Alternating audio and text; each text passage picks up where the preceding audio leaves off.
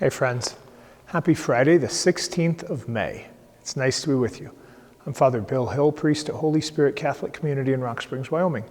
I'll share with you a reflection on the daily reading. The reading is linked below. Click the link, read the reading prayerfully, and then turn off the screen. Spend some time with God before you move on to other things. We have a reading from the Acts of the Apostles and from John's Gospel.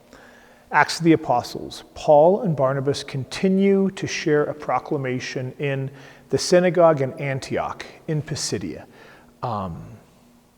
Yesterday we had the beginning part of this, and probably St. Luke is recording this in the Acts of the Apostles so that people could get a flavor of the way that Paul and Barnabas shared the good news. And so yesterday we had the passage where they kind of interpreted the way that God had cared for their ancestors from the time of the desert experience until the time of the king.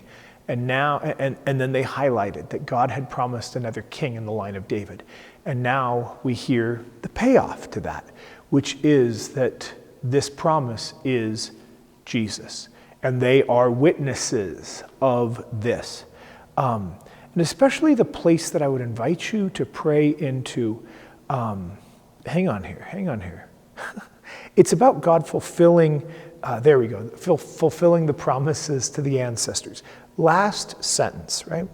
We ourselves are proclaiming this good news to you, that what God promised to our fathers, he has brought to fulfillment in us, his children. It's easy, isn't it?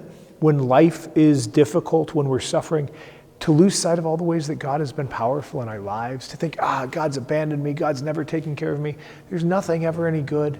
Certainly it happens to me. And one of the spiritual techniques of St. Ignatius of Loyola is like, when you're struggling, remember the consolation, the good things of the past.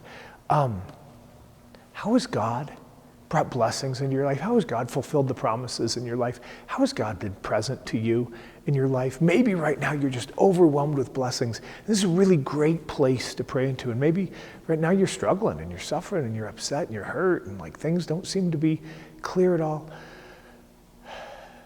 And it's good to remember that God is faithful to the promises, that God has fulfilled them, that God will fulfill them, and that if we are in a time of suffering, to look forward in anticipation that those good things will be in our lives again.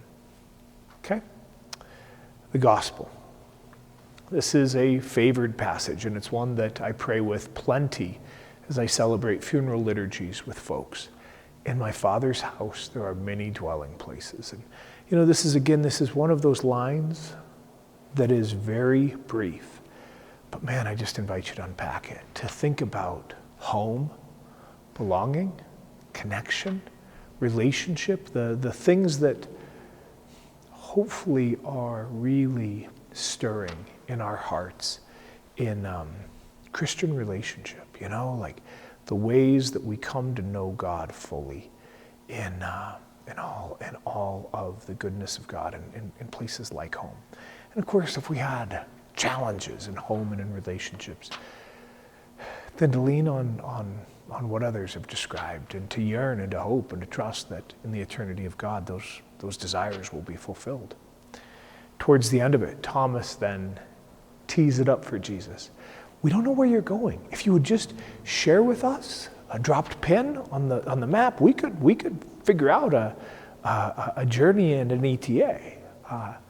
And Jesus, slaps his forehead. He's like, I'm the way and the truth and the life. We're not talking about a destination. We're talking about eternity. We're talking about heaven, Thomas. I am the way and the truth and the life. No one comes to the Father except through me. What draws you most fully today? The way of Jesus, the truth of Jesus, the life been given by Jesus?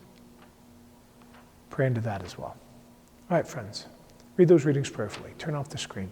Spend some time with God before you move on to other things. Pray for the church in a time of transition. Pray for the world. Pray for peace. Pray for folks that are having a hard time. God bless y'all.